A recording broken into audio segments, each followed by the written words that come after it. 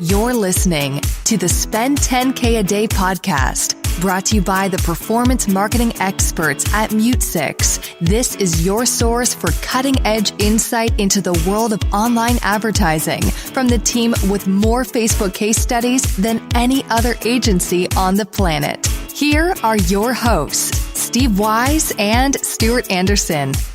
Hey everyone, welcome back to another day in the paradise of e-commerce at the Spend 10K a Day podcast. Today we have an incredible guest with us today. We have Romain Lapeyre. Romain has an incredible startup in the Shopify ecosystem. He's an all-in-one help desk. He's solving an incredible pain point for a lot of e-commerce stores, and I'm excited to have him on our podcast and really, dig into the weeds of how companies can really optimize all their customer service and chat experience. Well, thank you so much, Romain, for coming on our podcast. I really appreciate it. Sure, thanks for having me on the show. So first off, before we jump in, tell me a little more about yourself. Like, how did you get into the Shopify e-commerce ecosystem? Tell me some stuff you're passionate about. I just want to get to know you. I want our audience to really get to know you as well. Sure.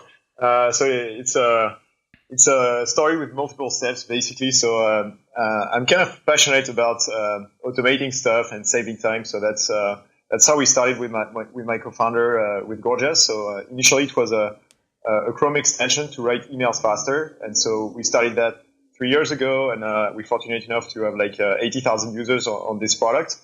Wow! And so basically, wait. So first, Gorgias was a Chrome extension to help people write emails faster, correct? That's really important. Wow. Exactly. And today it's kind of the product has pivoted. So you saw a need in the market and you pivoted the product. Tell me where the product is now. Yeah. So we pivoted from this Chrome extension to doing some machine learning in customer service. So basically, the biggest users of the Chrome extension were support agents. So we basically sat down with them and watched them do support, and we learned that about half of support questions are the same. So we basically wanted to find a way to suggest responses to common requests, basically. And so this was pretty interesting. It was in 2015. So before machine learning was hype, basically. And so we basically noticed that it was pretty hard to do that from one company to another. So we decided to focus on the Shopify space and to build a help desk from scratch. Interesting. So the bigger picture is, AI, machine learning has evolved, I'm sure you'd agree, over the last couple of years. And instead of paying a significant amount of money to have customer support agents, whether they're here in the States or overseas, the main solution that a lot of stores and e-commerce brands are having is to automate their support, correct? Yeah, so it's actually a combination of both. So, if you take an average a Shopify store, basically what would happen is that they used to have some agents in the US, and since the margins are not always very high, so what you want to do is to optimize the cost for support, and so then you hire some support staff overseas that's a bit cheaper. But like you pointed out, there is an opportunity with the automation basically to have your staff in the US and to not outsource your support, but instead of responding with canned responses all the time, what you can do is set up some automation to respond faster to customers, basically. Cool. And just, from an automation perspective, why is automation so important right now? Why do automation versus having a chat sales rep, or a chat rep? Yeah, so it's actually a pretty interesting time for automation because last year, so in 2017, we've seen there's been a big rise of messaging, specifically for in e-commerce. So think of tools like ManyChat, for instance, of shop message that send marketing messages to people on Messenger. Mm-hmm. And so when you're a merchant that uses marketing automation on Messenger, you get this big spike of conversations from customers because of this marketing automation. And so the challenge is how are you going to deal with this volume without hiring another 5 people to deal with your support? And so this is why automation can be helpful, because it basically comes with the rise of conversational commerce. Interesting. So pretty much what you're saying is that there's a lot of messages. Some of the messages are probably repetitive, and the need to the number of messages is rising, and if brands and e-commerce site owners aren't thinking very logically about how to take care of all these requests, they can be inundated, and a lot of these requests can slip through the cracks. So even if you have your own chat agents, you should also consider having an automation platform as well, so you don't have to always be on the ball. Correct? Yeah, and also so if you take the support messages that our merchants would get, like a big chunk of it is repetitive. So it's more interesting for the agents to focus on like the complex cases, or to basically spend a lot of time in personalizing the experience for the customer in their responses, rather than just say, "Hey, here is your tracking number." So how does Gorgias work? Like, obviously, each brand has their own messaging of customer support. They have their own products. How do you set up Gorgias? Is it hard? Like, if I'm a store owner, like, how do I integrate this into my stack? Sure. So it's actually pretty straightforward. It's a matter of connecting Shopify, connecting your emails, connecting your Facebook page. And from there, like once you've done that, you start getting your support messages inside Gorgias, and you start seeing information about customers next to those. So for instance, you would say, let's say, Steve, you send a message about delivery status, so that the agent would see the message. And then next to it, they would see like the tracking number, delivery status from USPS. So that's what the platform looks like. So it helps agents be more efficient, basically. And then there is this automation component, which is sort of an if this then that thing. And so you can do something like if somebody says, what's the status of my delivery, then check if there is an order for this customer, and if there is a tracking number, automatically respond with it. Cool, that's awesome. And tell me this, like, what type of brands should automate and when not to automate? Who should have automated support? Obviously, is it large brands, is it small brands? Like, who, in your own words, we do a lot of acquisition marketing. Obviously, podcast is all about, performance marketing. How do I drive performance? How do I stop retention? Obviously, doing great work on the customer service side is only going to increase retention. But talk a little more about like which types of brands should have an automated support.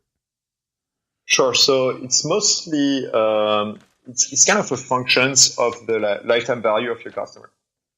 So, for example, if you're a luxury brand, what you would do is you would hire some agents to give a personalized experience to everybody, regardless of what's going on.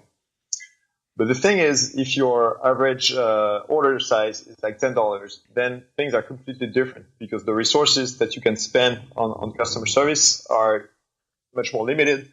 So this is where automations is helpful. So I would say like most of the merchants would do that, except the very like luxury merchants.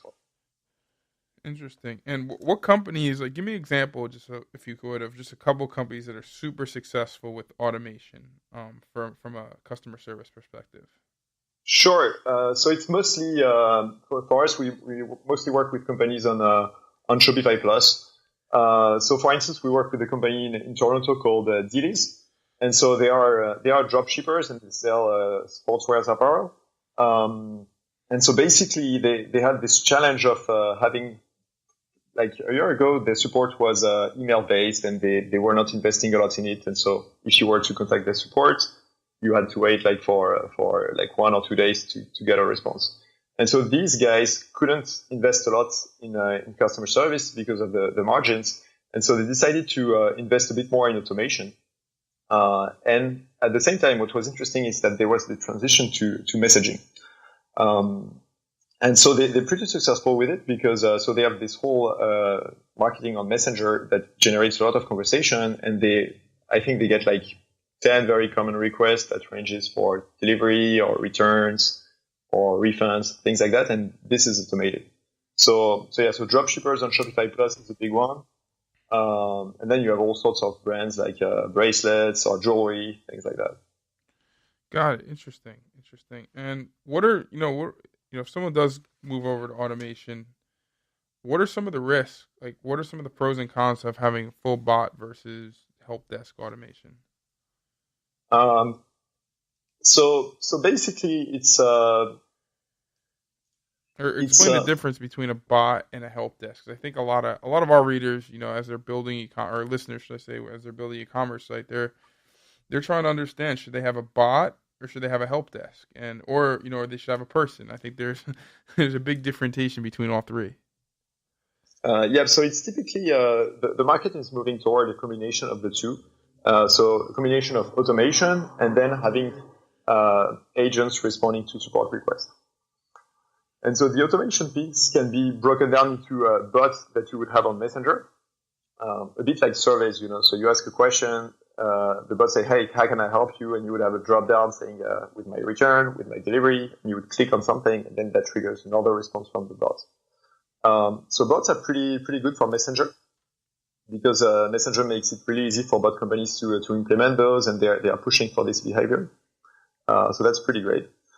On our side at Gorgias, the approach that we take is to put the automation directly inside the help desk. And so there are also a couple advantages here. So one is that you can have automation on any channel. And for a merchant, typically they get 70% of their support is email. So having automation on email is pretty valuable. So it's cool to have some automation that works on email, Messenger, chat. So that's why it can be helpful to have it in your help desk. And another cool thing about the help desk is that, at least for Gorgias, we connect with your Shopify accounts, we connect with ShipStation, we connect with loyalty points. And so you can combine this automation with what's going on with the customer. So a simple example would be if a customer has more than 1,000 points, then route it to an agent directly. If not, check what the question is and automatically respond to it. Interesting. So tell me, I think my last question is, as you're trying to figure out from you're an e-commerce store, you're trying to figure out which brand, what you should be doing on the bot side. Like, what advice would you give to new business owners? Who are considering, making a solution or making an investment. When do they make an investment into chat? Yeah. So I think it's actually a good time for most of the business owners to start making an investment in conversational commerce, so marketing on Messenger, support on Messenger, because basically it gives them an opportunity to create a relationship with customers. So instead of just sending unpersonal responses, you can send messages in the inbox of the customers on the Messenger app, which feels very intimate. So I would recommend to do it now. And another helpful tip, I think, is to approach it as email marketing, basically. So when you send a campaign, an email campaign, what you want to do is to make it super personal. So you want to send the right message to the right person at the right time. So you need to do something similar with automated customer service. Meaning, if somebody asks you a question, you want to tell them hey, thanks for being a customer for a year. Maybe use the order number, use the variables like the location of the customer. Because what's valuable for you is to show that your message is specific to the customer. And so after talking to you, the customer needs to remember something positive about the experience. So actually, a pretty good example is a company called BarkBox. They do a subscription business for dogs. So it's toys, things like that. And so the entire brand tone is around dogs. So if you contact support, let's say on Messenger, you would get a GIF of a dog playing with something, and then the language that they're going to use in the responses is going to be doggy. So it's a fun experience. And so when you interact with support, that's what you remember. Yeah, so it's very native built. The support is very similar to the product. The support is very, the tone of the support. So they think they're talking to someone intelligent. That makes a lot of sense. And I think I think the scary part of having automation or a bot is the customization. Is what if a consumer asks a question that they can't answer? Like a chat bot. And I think if I'm a store owner, that's something that I'm really thinking about is like what happens? Like, what if I ask a question that they can't answer? Yeah, so that's actually a pretty interesting question that everybody's thinking of right now. So I think like Facebook Messenger is focusing on it as well. So basically, what's the key component to this is the handover part. So having the bot connect really well to the agent and say, okay, like at this point, I'm transferring you to an agent. And then the customer knows that they're going to have a human responding to those. So right now, it's kind of an unclear area. So bots are trying to do it. So it's not working that well, but I think that's something that's going to improve in the coming months. Cool. So I guess that's the big risk is like if they ask a question that just can't be answered. So interesting. Yeah. So the bot needs to know that they cannot answer and transfer you to a human or the automation. Cool. As we wrap up, I think you've really explained your product in a very concise way and really explained a lot of the pain points in the chatbot industry. I mean, what would you say, in a closing statement, if you're giving advice to an e-commerce store that actually has some history, they just want to improve, there's two different types of customers. There's, the new customer who's starting an e-commerce brand and then there's a brand that's existed. What would you recommend as a good advice for both types of brands? Obviously, the new brand and also the brand that's been in the industry for a while, has experience. Like if they want to improve the experience of customer support overall. On support specifically. Yep, on support. So we work with a company called Keto Mojo. They sell products to monitor the sugar rate in your blood. And so what's pretty interesting about them is that if you check the reviews on their website, 10% of the reviews are mentioning the quality of support. And that's something we're also seeing with other stores is that they have this big focus on the quality of support, and it starts being a competitive advantage. And I think using tools like automation, going through more personalization, having a brand tone, like using messaging instead of classic email or phone, helps using support as a competitive advantage. So what I would recommend for these stores is to not say like, hey, I need to hire some agents and provide some support because otherwise my customer is not going to be happy, but more think of it as a competitive advantage over other stores and try to have a pretty specific strategy here to differentiate. Got it. Any final thoughts before we wrap things up? I think there's a lot of information here. I think you really built an interesting product. I haven't heard personally of anything that's similar to this type of experience when it comes to building an all-in-one help desk solution. But before we wrap up, is there any other final thoughts?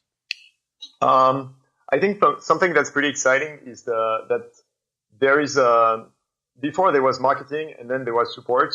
And now that the two can talk to one another, you have the opportunity to build a continuous experience for the customer. So they get some marketing emails, then they engage with support on a specific topic, and then you can adapt the marketing that you're going to send them afterwards based on the support conversation. So I think it's really interesting to interconnect those tools together and to build experiences for the customer that are better. So I'm expecting some changes in this direction in the coming years. So I'd recommend keeping an eye on that. And one other question, you sparked another idea, is how do you integrate that gentle integration of chat support and marketing? Like, can you give us an example of how a brand has, and I know you mentioned BarkBox, but can you give me an example of how a brand has integrated the marketing and chat and support together? Sure. So for instance, there is a brand called Dot Good Yarn. And so they sell a subscription for yarns. And they're doing something interesting because they have people who are complete fans of the brand. And so what you want to do is to leverage those people to promote your brand. And so for instance, when one of these people has a problem with support, they would obviously fix the problem. And then the person would be like specifically excited about the brand, say, hey, like, by the way, I really love your product. And maybe like share some features. And most of the brands just say thank you, and that's it. But what this company does is that you can put these people on let's say a specific marketing list. And when you want to do a big push on a new product that you're going to launch, you're going to say, hey, thanks a lot for being a promoter of the brand, and thanks for reaching out to support recently. We have this new product that we launched. It would be awesome if you could post a picture of you on Instagram with this hashtag and the product. And so that's a great way to leverage the work of the agent who try to build a good relationship with his customer for marketing afterwards. Got it. Okay, interesting. That's really, really good advice. I like that. I think that's pretty much it on my side as far as questions.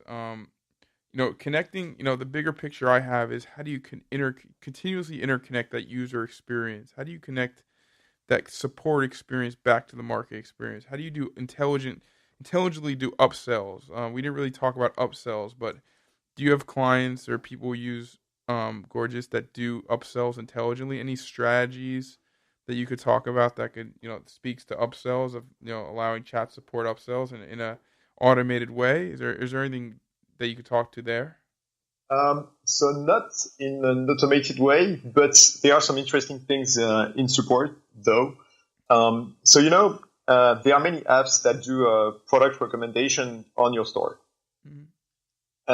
And so the thing is, sometimes you have people reaching out to support saying, hey, I'm thinking of ordering this product. Is it a good fit for me?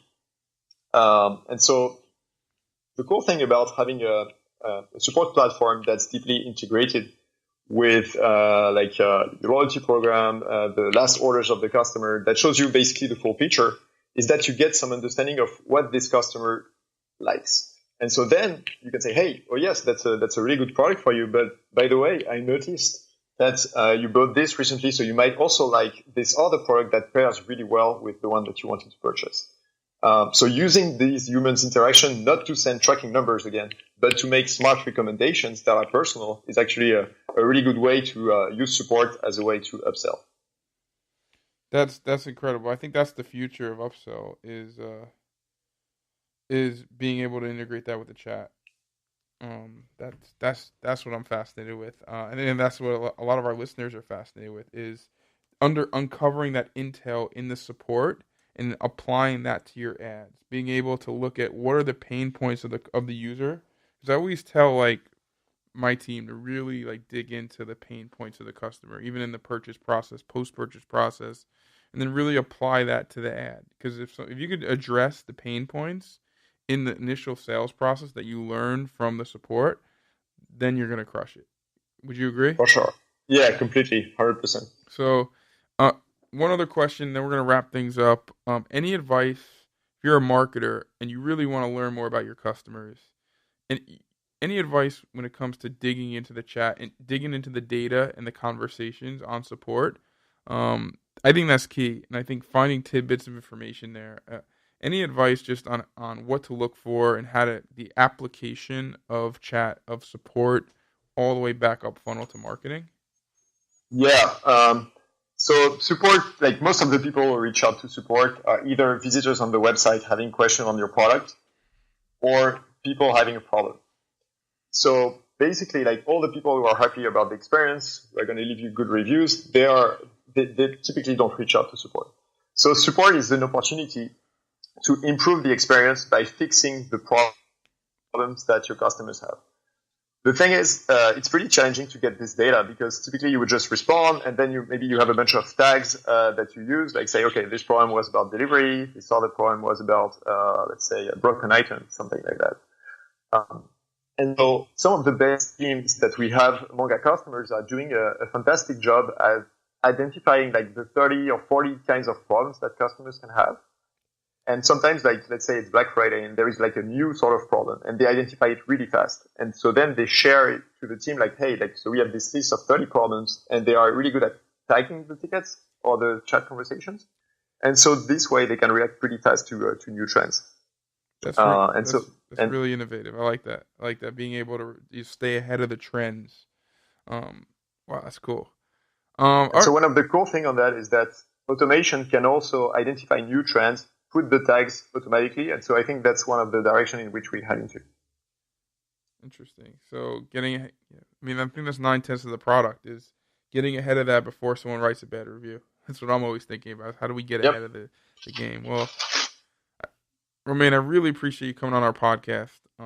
Spend 10K a day. I think our audience is going to really enjoy some of the content you shared. If someone wants to get a hold of you or get a hold of someone for just some basic advice on anything related to help desk and support, do you have an email, or is there a best way to get a hold of you or someone on your team? Sure. So my email is Romain, so ROMAIN at Gorgias.io, and Gorgias is GORGIAS. Cool. And guys, this is another episode. Guys and audience all around the world, that's another amazing episode of the Spend 10K a Day podcast. I really appreciate you coming on and listening. And till next time, thank you so much, Romain, and we'll be in touch, man. Appreciate all the information you shared. Likewise, thanks for having me.